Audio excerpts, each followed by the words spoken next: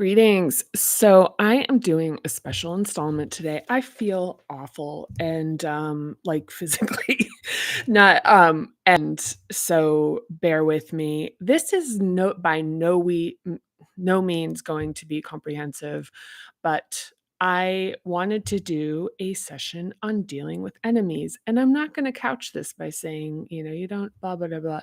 I'm going to talk about this because for the very specific reason that I understand that there are aspects of, especially like the last reading and some of the stuff I'm talking about with projection and using other people's behavior for self reflection and self awareness, that can and have been misinterpreted as essentially like bypassing um, the reality that there are people who have bad intentions for you. There are people who are coming for you. There are people like this will happen. And I will, and the one thing is the more interesting you become, the more you will this will become exacerbated, even if like one of the things is that differentness tends to activate people for reasons that we've discussed. And while it certainly does help in this framework to understand some of the nature of like why somebody could potentially be coming for you, it's not what we're going to get into here. We're going to talk about strategy and defensiveness. And so, one of the things I want to point out is like this is a very common theme in terms of people that I work with out in the kind of world, as far as what people come to me in like sort of urgent. This is literally like the you know the topic of what I would be like an urgent outreach when somebody would be like wanting to schedule with me like very quickly, like where they're like, okay, this thing's happening. And so what we're going to talk about today is not about the self-reflection, which is what we're using parinama in and of itself, or I'm using it and encouraging that it would be used, so that we're kind of addressing the inside job aspect of life. But I'm taking a break from that, and I'm going to talk to you about very practical aspects of how do you handle dealing with enemies. And and so there's, I put the pages of the book for the corresponding sections in the description. And I want to talk about a little bit about the context. We're going to talk about very specifically, we're going to point back to the conflict and negotiation section on page 129 in the third hub. We're going to very specifically talk to the boundaries, respect, and self-advocacy, which is also in conflict and discussion in the fifth hub, and page numbers in the description. And then we're going to do an exercise on page 274, which we haven't covered in the readings, and we'll get to. So, you might want to pause this and grab a pen and a writing implement. I mean, not a pen, a piece of paper and a writing implement, because when we get to that, we'll use it. So I'm actually going to walk through the exercise with you as a practical matter.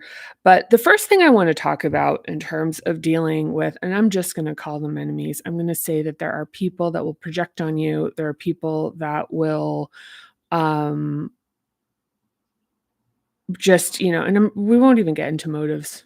I'm actually not going to get into motives because that's taking us too far. It's not actually like part of what we're going to talk about. But very common people at work, coworkers, bosses, really at the end of the day, there's like, I mean, coworkers and bosses are a big one. Employees, people have issues with employees, but and it just, yeah, very common. Very common. Family, a lot of people have this with family, parents, siblings, extended family. And one of the things I'd point to very specifically in families is especially as far as when we're in the context of adaptations, we can be fulfilling people's notions of who they are by context of who we are. So our success, our happiness, our expression, how we live our lives can be, kind of confronting for that. There can be the sense that, the common one is that, needing to like be doing better, like the person orients themselves around you, that they feel like you're kind of a safe punching bag. Like also like drama of being like talked about behind your back and stuff like that, and I wouldn't even call that drama as much as just like negative, covert negativity, like the smiling to your face, talking behind your back, or, open judgment and trying to rein in people that you care about. So doing campaigns to try to convince people that, move people against you for, whatever reason, and once again, that could be it's a whole book. And then there's also like what I'll call like air quotes friends. And a lot of times these are childhood friends. So the like level of friendship is related to either like some aspect of kind of stickiness, which is like the long-term aspect of the friend, and friends that like potentially, have been outgrown, friends who have like a notion of the role you're supposed to play to support them, that you've outgrown, or, that you needed at one time. And, it's like, that if like there's a lot of negativity. Um, yeah, I mean, look, the list goes on, and it's extremely distressing. We could even get into talking about issues that have to do with partners. Um, the list is on, it goes on, and this can be, where I'm really specifically going to talk about active situations, not kind of past grievances and reconciling those, because those very much go into this self-reflection um, pool. And this, we're talking about like practically handling these situations. And this will by no means be an exhaustive um, exploration, but it certainly is like will like help with contextualizing, because one of the things that I will say is incredibly common in situations of dealing with enemies is emotional flooding and dysregulation. That and like so one of the things is you want to talk about stressors like as like, factors that impact our adaptations, is that when we're under stress of, and we're going to talk about like getting like into a more focused identification about like what exactly is the thing that's being activated. Um which is helpful because what like the internal management, one of the things that people like that like enemies, uh I'm gonna once again say I'm very much I'm consciously choosing to use a word that is polarized here, which isn't like, everyone isn't saying enemies. People that are like coming for you in one way or the other is first of all, it's figuring out what is the like facet that is actually feels particularly under threat. Because one of the things that happens is that um is well, we'll talk about it in here. We'll talk about it. I'm gonna go through these sections, and um I don't know if I'm gonna read the entire thing. This might be a good time to, pick up the book. The If you don't have it yet, or if you have it, pick it up. Um so I would say one of the first things that happens with people like when we are dealing with enemies is becoming dysregulated and stressed, and as a result of it the easy things become hard, hard things become impossible. And what does that mean? It means that all of a sudden that this other, another, for another person who doesn't have your best interest in mind has now assumed an aspect of power over you because you're not your capacity, it has been decreased. So some of what we like address with this is just that knowingness of knowing like that's what's happening, and trying to address it in a way where we're like with consciousness. And one of the things is that one of the things that muddles the notion of an enemy is like, is there something they're telling me about myself that I need to know? And I'm gonna go back to the quote that was like, "There's nothing you're ever going to be told that matters that is said without kindness." So, it's like, yes, there's opportunities to learn, but when we're talking about a relationship with ourselves, it's everything we're talking about here, which is, like, internal division, like mending, unifying, internalized division, the notion of somebody saying, "Here's this thing that's wrong with you," or coming at you, or trying to, like, cause you harm is, like, a lot of what we need to do is, like, self-protection, but also strategy. Now, so I'm gonna first start out here, page, 129 in the third hub, which is negotiation and conflict. And this is like incredibly tactical, even though it sort of involves, we do this in Pranama for beginners in the third week, very specifically because this is the importance of the ability to manage conflict and negotiation. But specifically, I'm going to talk about conflict is that these are factors that like dramatically impact our lives, like, and just change like the lived experience in a very practical way. So let's get to it. So you have a conflict, and the same practice exists for negotiation. Is one of the first things that I look for is like, what is the end game? What is the best possible outcome for this? Now, that might be a little too far afield right now when you're feeling like you're being attacked, like you're feeling like you have people that are coming after you.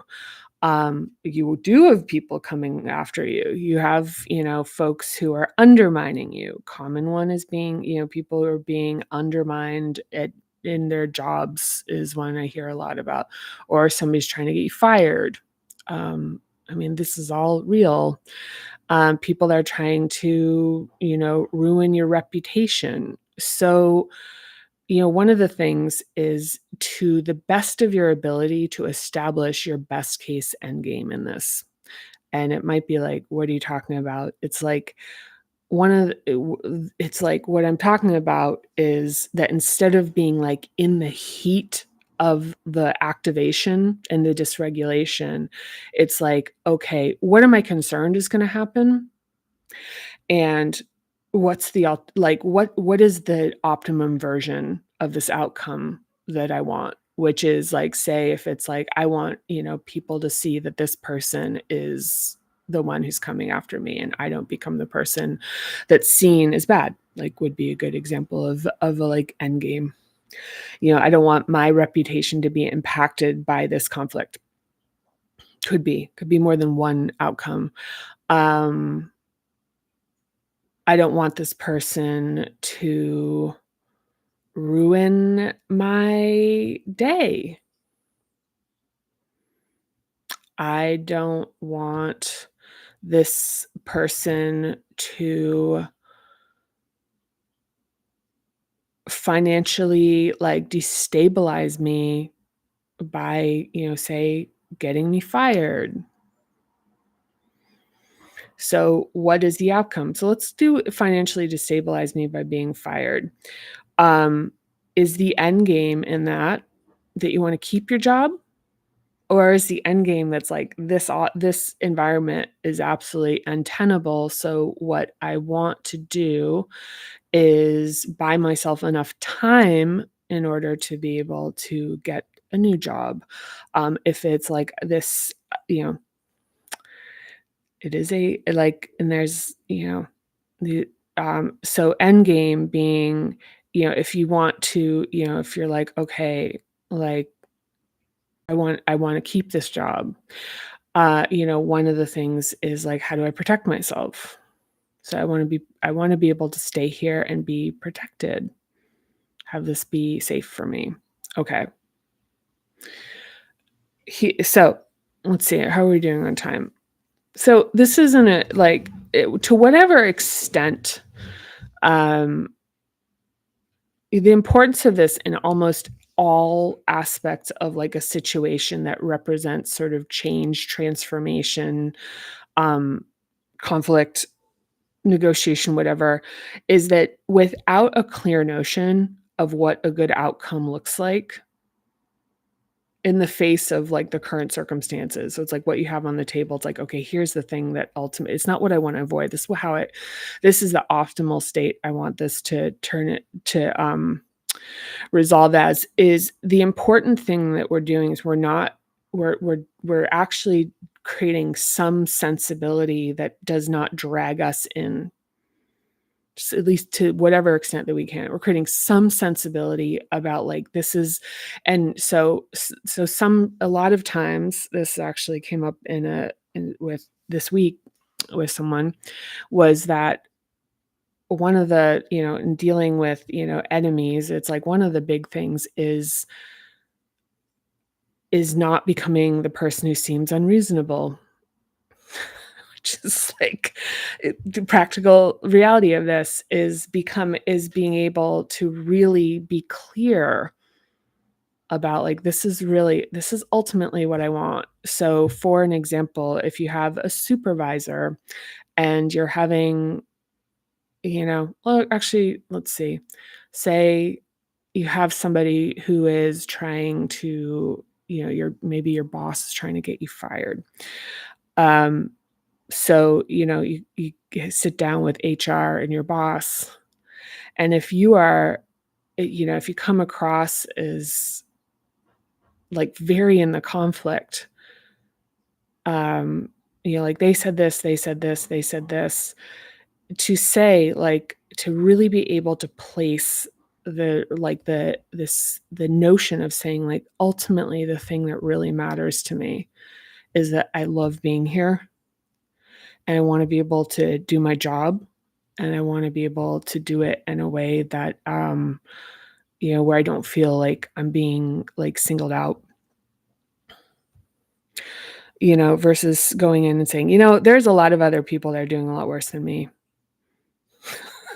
So anyway, end game, we're going to take a second for that. Just it's not, I don't know how much that's in this book on page 129, but what I want to talk about here is like the 3 pillars.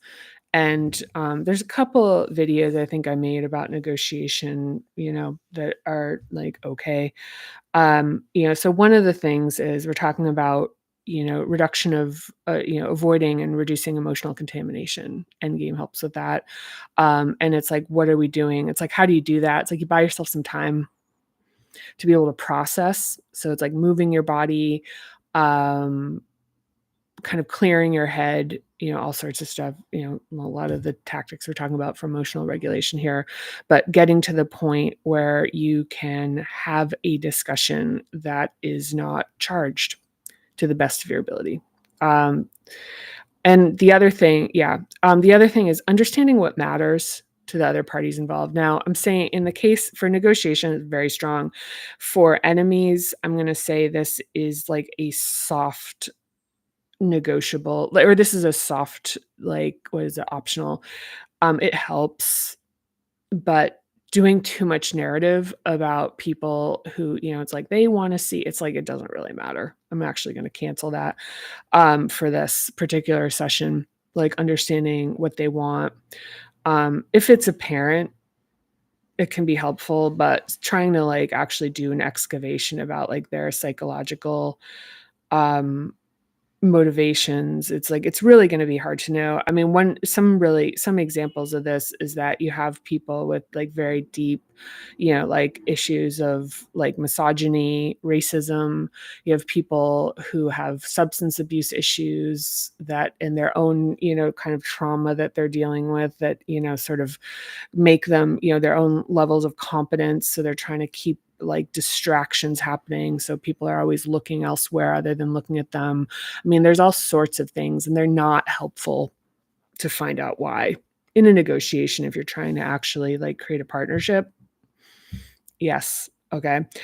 So I'm gonna put a retraction on that for this. So, and know your worth. So the thing, this point that I'm gonna point to here is that when dealing with an enemy, one of the things that's very subtle is the degradation, like where it's kind of like, wow, do they have something to say? Like, is there value in their negativity? Are they pointing out valid things? And that could, it's like, and that's part of the thing about, like, the emotional regulation aspect of this, which is that um this is a very dysregulating thing, is to, like, even harbor a molecule of the notion that it's like this cruelty has some type of um validity to it. And once again, I'm going to repeat the Sherry Huber quote, which is like, nothing of value is ever going to be said to you with cruelty, paraphrased. It's that like this is a tough one because it can be like, wow, they're saying something that's true. I did something shitty, right? And so fair enough. Fair enough. I mean, it's not always gonna be clean, there's gonna be stuff where it's like, yeah, I kinda said something awful, or, or I did something, or, I get it, like, that was an off day, or, I've got a problem with that, I'm not good at that, like, fair enough, right? Fair enough. And this is one of the things of knowing your worth, is being able to actually, um like, not let like, an enemy, like, hijack your sense of competence. It's exactly what's gonna happen, and we're gonna deal with that in the exercise. It's exactly what happens. It's why enemies are effective, is that they're able to, like, the quality of being criticized, and this is, goes back to, like, once we do more parinama in terms of, like, our relationship with criticism, um, that criticism becomes a little bit less potent because it's sort of exposed for what it is. But in this sense, like, in the acuteness of this, we're not going into that. We're talking very specifically in the exercise. We're going to get into it. So once again, pen and paper handy, because we'll do the exercise. I'm going to write it out with you. But being really aware that that happens is a good place to start, is to say, oh yeah, this is making me feel, well, we're going to, like, sort of name it and work with it very specifically. And then reduce or eliminate shame about wanting what you want. So it's, so one of the things with an enemy is, like, becoming, like, smaller, or because, it's like shrinking or inflating. Um, you know, and this goes back, like, honestly, with the end game. So it's like what the outcome is. It's like, okay, like, what is this best case outcome that I'd want out of this situation? Um, to stand firm in that. The thing is, in any type of conflict, the kind of defensiveness about being like, I've been perfectly great here in every single situation, is, not exactly, necessarily a winning strategy of defensiveness. But on the other hand, also don't want to be putting yourself down.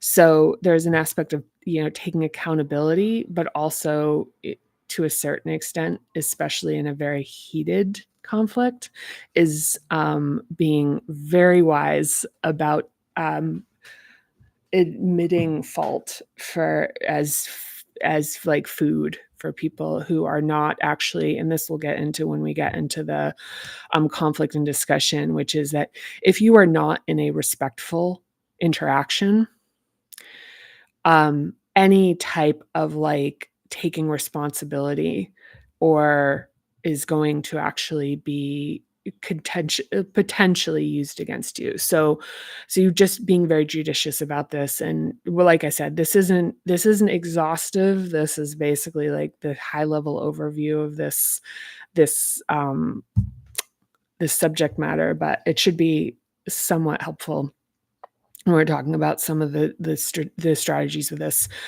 and the, like, the practical stuff here. But yeah, so right.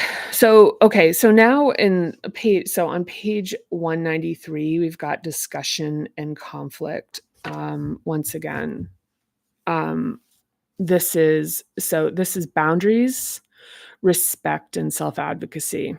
This is the bra. Strap on your bra. So boundaries. So, this is really about, like, what we're willing to, what we're willing to tolerate.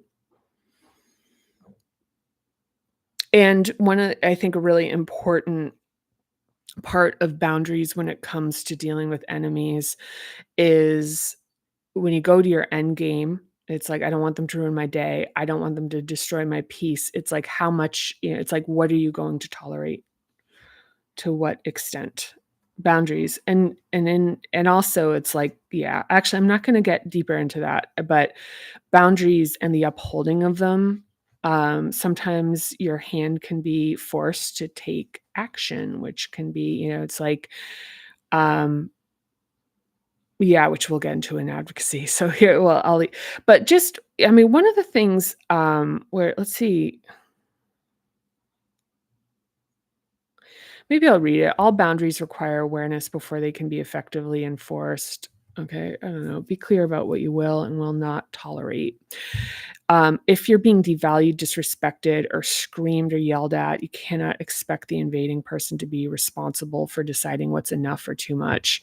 If a boundary is crossed or invaded, be aware that what you're absorbing, such as intensity or abusive language, and when possible, wait to leave the interaction before actively discharging. So give the intensity space to move through and out. The exercises at the end of this chapter are helpful. Discharging into a situation where there's excess charge will amplify it, often resulting in a blowback or further invasion. So whenever it's possible and responsible, shut it down and allow for emotions to pass before you consider re-engaging. For an infant or young child, agitation and upset need to be handled in the moment, but mature adults can know how intense emotions pass and how nothing is gained by instigating conflict with people when they're at high intensity.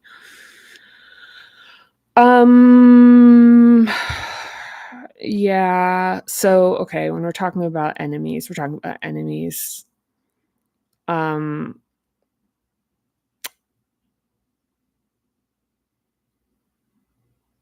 Okay, I'm gonna try. Okay, so one of the things about someone who is, I will say that, okay, boundaries, about enforcing them. There is something to be said about a judiciously, emotionally regulated, message that you are absolutely not going, it's like, and I'm saying this in a way that is very diplomatic, is, um,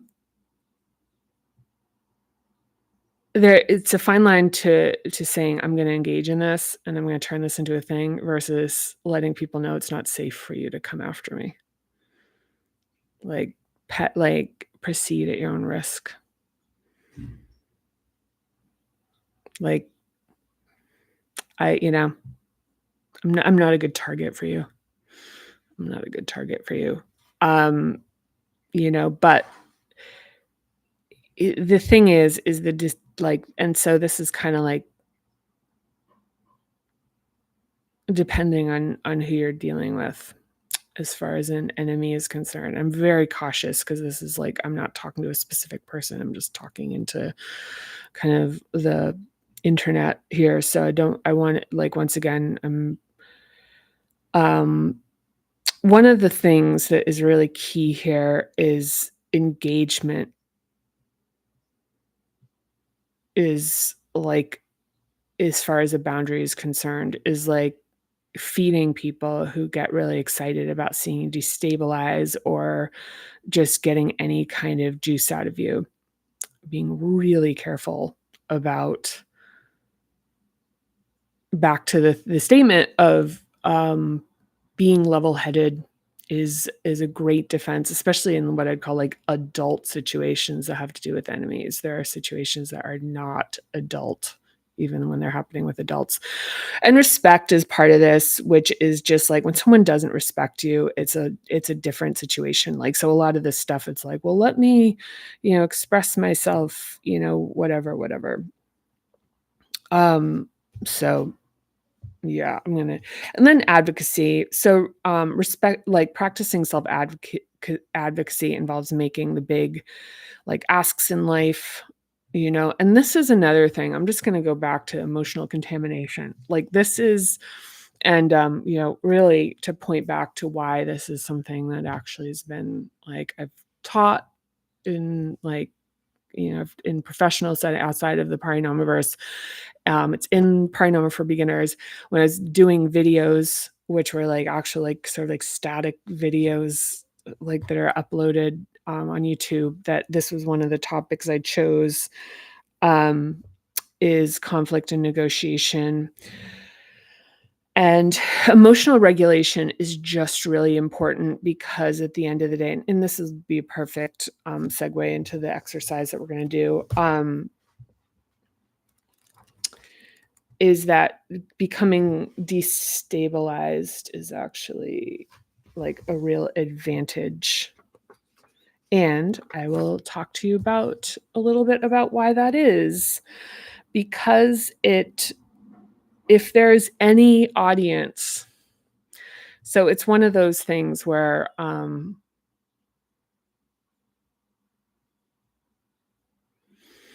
oddly enough, you can have people who are not emotionally invested, like bullies who are, well, I'll use the term bullies, but this actually fits a wide range of, like, interactions that all have that kind of quality, is that they will actually appear sort of dispassionate. They'll say, "Oh, and they'll be, use their sort of, um, what I'd call it, like, sort of reptilian sense of weaknesses, like sniffing out weaknesses and point them out. And it'll be something that's really sensitive. So it'll be like, "Oh my god." And so the thing is, like, there's a odd thing in terms of, like, the optics of that, of, like of, oddly, the person who is targeted becomes looks like they are the person who is the problem. So, with emotional regulation, a big thing whenever possible is like using time to regulate. So once again, not comprehensive. I'm not talking to anybody specifically right now, so I can't, like even this week I had actually more than one where like working with somebody about a difficult situation. And yeah, and I think like this stuff is not really necessarily part of Parinoma. But so we're going to talk about the classic diagnostic, but it's important because it's not, I want to, like, once again, I'm just going to reemphasize is that when we're talking about the self-reflection and the aspect of what we're doing in TPM, it is a very, like, it's a really specific thing, um, that like theoretically is happening outside of, um, like a period of, it's like I guess the saying of like, you can't build a city while it's under attack. or rebuild the city while it's still under attack. That kind of notion, which is like we're actually doing this work to sort of fortify ourselves in like peacetime and or as close as we can get to it. And so, I mean, that relative peacetime. Like, so, and this is one of those things where we're talking about something very practical as far as like, okay, so you're under attack right now. Like you have somebody that's coming like at you, or you have a situation that is very activating and threatening. So we're going to talk about, I might read it and then we're going to do it. It's short-ish. Let's see how I'm on time. Not great, but still, let's do it. So this is the Classic Diagnostic on page 273. Now, the way we're going to do it here is the long form because I'm going to explain it. We're going to go through it. I'm going to talk through kind of the way of doing this. I think I did this in Paranormal for Beginners, and maybe I can't remember.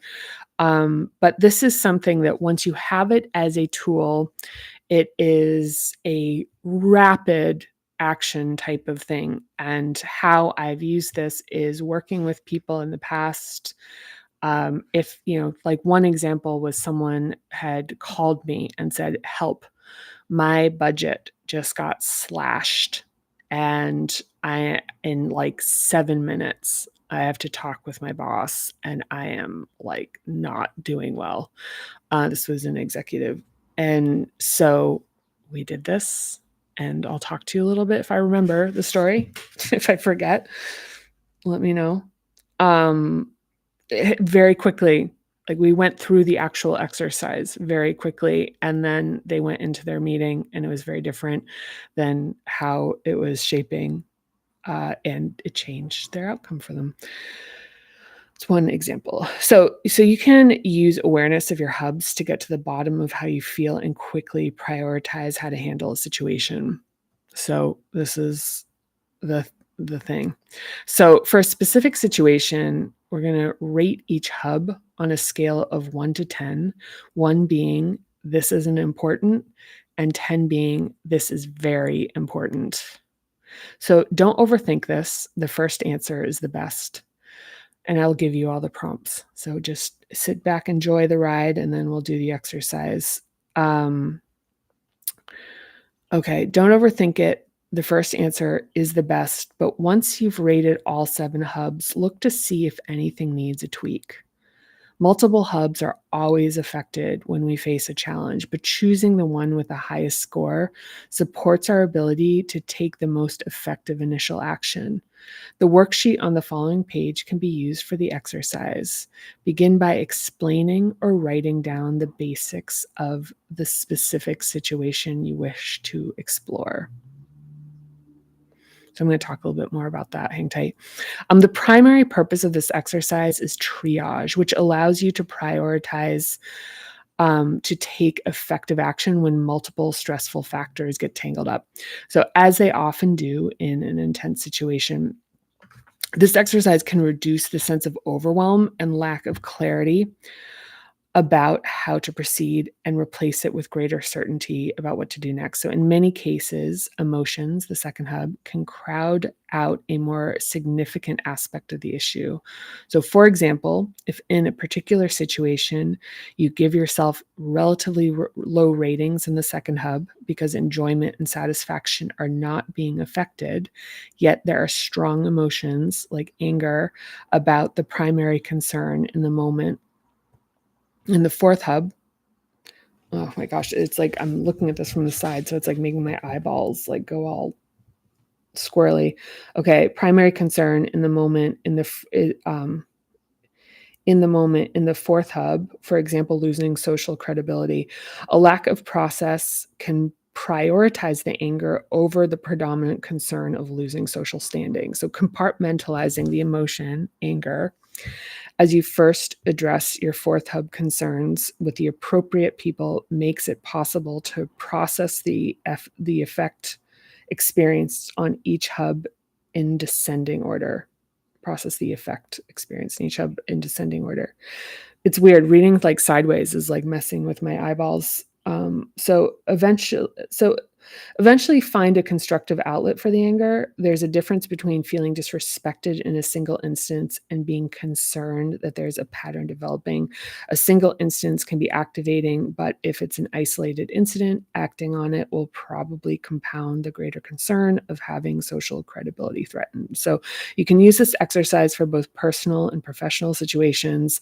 As a boss and advisor, I've used this to help a staff member get to the bottom of a conflict, prepare for a conversation, or decide whether or not to take a new job. So, as a friend, I've used this to help figure out quickly how to address conflicts with partners and others rather than offering advice based on the vignettes of information provided when they're upset. Using this exercise helps people figure out how to solve their problems for themselves so they can access the fuller context of their knowledge of a situation as they consider it hub by hub. Once the primary issue has been identified and diagnosed, the next step is to figure out how to communicate or to take specific constructive action. This is when advice can be helpful, so constructive steps are taken to get to a resolution. Okay. Now, one thing I'm going to say too is that I'm going to point to something else, which is that um, that kind of came up, which is that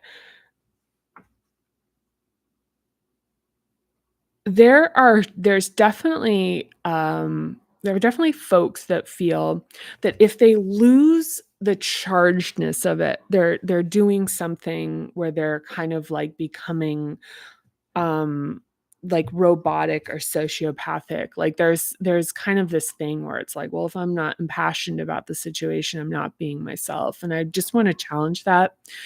Um And even if you have historically been like highly charged in situations or activated or destabilized or go quiet, if you have a strategy where you're actually like handling things um in a way that is, could be described as almost like dispassionate, like which is like very practical, it like people who've benefited from your destabilization will be frustrated by that and will like sometimes, point out like, "Oh, look at you." So the first thing for this exercise is, begin by explaining or writing down the basics of the specific situation you wish to explore. And the important part of this, I just want to emphasize, is that this is absolutely about exploring this yourself instead of going to somebody for advice and saying, here's this thing that happened, what should I do? This is about finding it in yourself in a way that is like richer and deeper. So the first thing is like, what's the situation? Now, the scale of 1 to 10. 1, it's not important. 10, it's very important. So on a piece of paper, write call on columns, like do 7. So I'm going to show you what's here. So 1 through 7 on the left-hand side,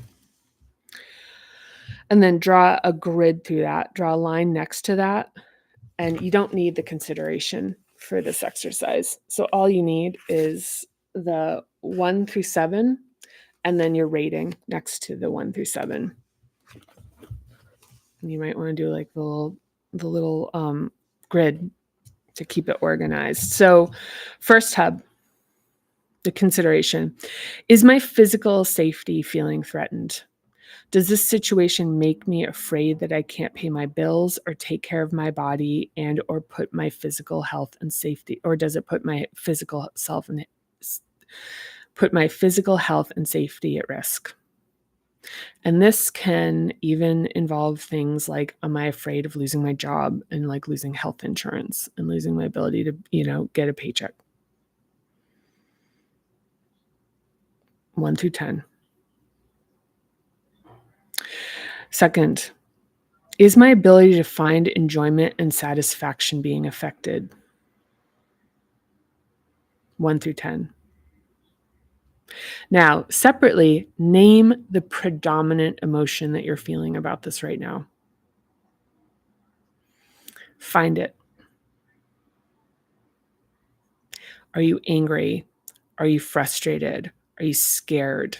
Are you like, it's like, what is the feeling? We're separating it in the second hub. We're saying we're taking the predominant emotion and we're saying, but from the second hub component, we're saying, is my ability to find enjoyment and satisfaction being affected? 1 through 10. And then name the emotion. Write it down. Third, is my power being threatened? Is my ability to act on my own behalf, to be appreciated and to be respected, being interfered with? 1 through 10.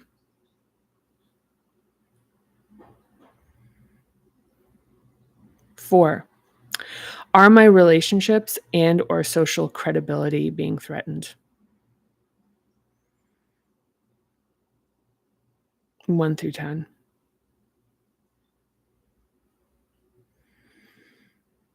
5, is my ability to express myself with integrity being interfered with?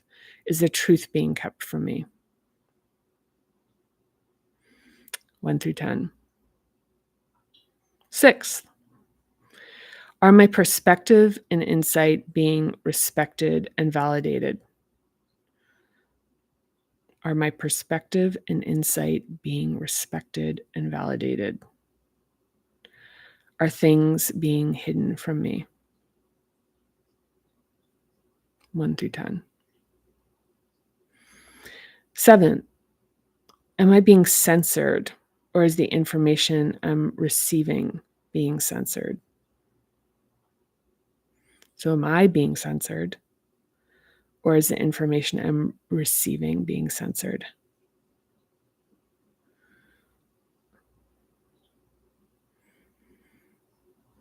And there's more that we could get into on 7th. We're gonna wrap it up. So that's 1 through 10. Now, look through your ratings, and now having gone through each of these, just make any like final adjustments here. So first hub, physical safety. Second hub, enjoyment and satisfaction. Third is like respect and appreciation. Fourth is relationships, social credibility being threatened. Fifth, ability to express yourself with integrity. Is the truth being kept from you? 6, are my perspective and insight being respected and validated? Like, are they being invalidated? Are things being hidden from me? And 7th, am I being censored, or is the information I'm receiving being censored? And there's more. Yeah, but I think in 7th, I would say, like, am I being told to believe things that are not true? It's all like 5th, 6th, and 7th has that. So 1 through 10, and just make any adjustments relative to each other. And now look at, you've named the emotion. So now just look at the number, the highest number,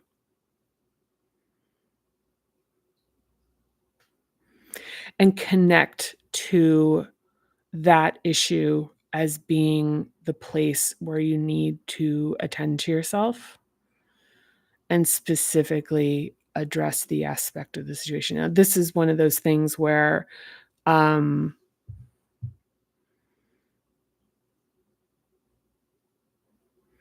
can be surprising.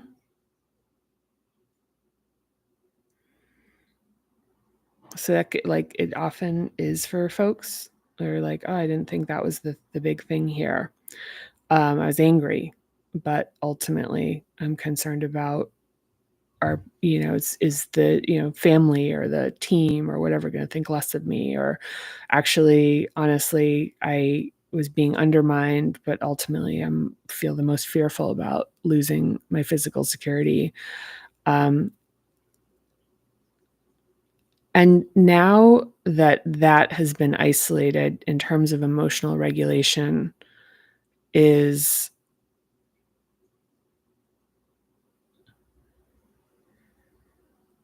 to if you have a situation where you can address that specific concern as it relates to the hub and say, this is my concern. I have a family and they're on my health insurance. And my concern is that, talking to say,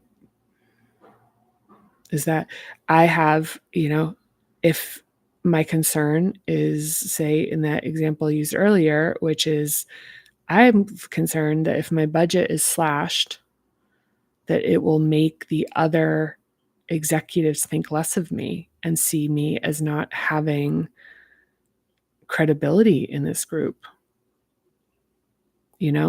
So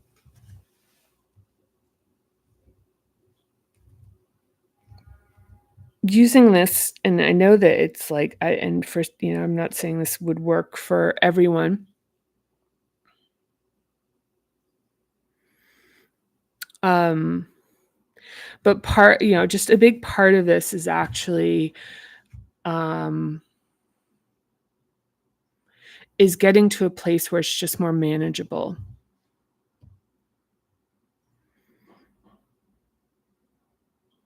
It's just getting to a place where it's more manageable.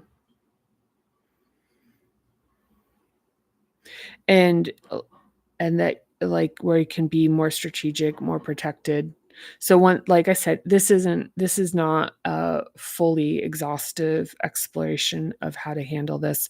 If anything, it's, a way of saying, like, I don't want to minimize, or I want to call out the fact that, I think, I got one message from someone that said, actually, I do have people that are against me.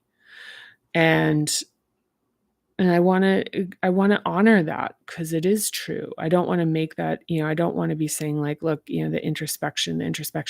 It's like there's this practical reality that there is, that we have these interactions, and that there is a practical aspect of navigating them, and that, in the sort of the heat of the moment, and that what we're talking about with parinama has to do with having the luxury of having the space and the time for the contemplation and doing the work. So, which is not always a luxury that we have, and oftentimes is not. So it is what it is. And, and another point is that I think that, one of the things about this format here, which is, like, I'm remiss about, is that it's so one-sided. It's me talking all the time. And I think that, it would be very unparinama of me to not point out the importance of considering that, every single thing that I'm talking about has the potential to not resonate, or to resonate to a certain extent. But that, like, the thing is that I'm not right. This is the context of everything that I talk about and I wrote about is coming through me, which is, there's very specific aspects of, like, certainly one of them having to do with the relative power that I have in my life, is unusual, and for many people, incredibly unrelatable. I don't work in, with the general public.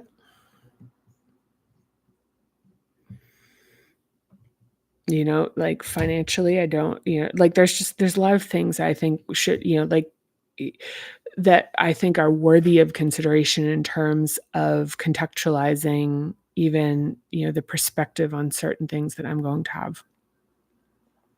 And I'm not going to defend it. I'm not going to, in this particular, I'm just going to say that I think it's, like, very healthy, or it's, like, very good to consider me, things that I say, to be like, yeah, I don't agree with that. I don't like that. and to not throw everything out with it. To say, oh, that part does not, to be like, the rotten apple thing is like, if there's something that I'd be putting forward in this that would be like, yeah, that's not it, is to be able to realize, like, to see fallibility, and somebody who's done that now, like hundreds of hours of this, hundreds. It's like, if you've listened to a lot of these, like, there might be the tendency to just kind of be like, it happens, over time, where you're like, oh yeah, yeah, yeah, true, true, true, true. And I think to get to any point, and this is when we get into the seventh hub adaptations, is that, my position on things would be just like sort of default correct. I've been in situations where that just happens, many situations where I get shocked, where it's like I'm saying something and I'm like, yeah, I don't think that's right. And everyone's like, yeah, no, that's great, in leadership positions. And it's distressing, honestly, for me. Like, and it doesn't matter. It's distressing for me in this case, in this context, but just that it's almost like, when we get back to nuance, that it's a defense to be like, look, everything you say is right, versus being able to have a more kind of robust interaction with the content of anybody's, and say, yeah, those parts are right and that part doesn't exactly make sense. It's out of touch. Because there's like very, very, like,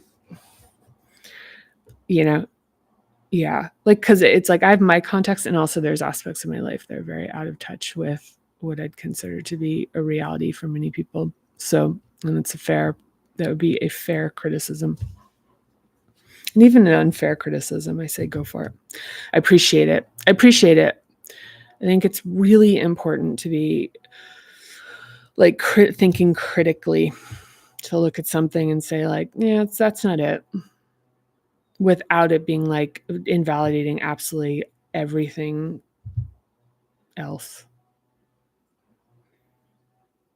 I think. Or invalidate that. I don't know. I don't know if this was a good one. I feel terrible today.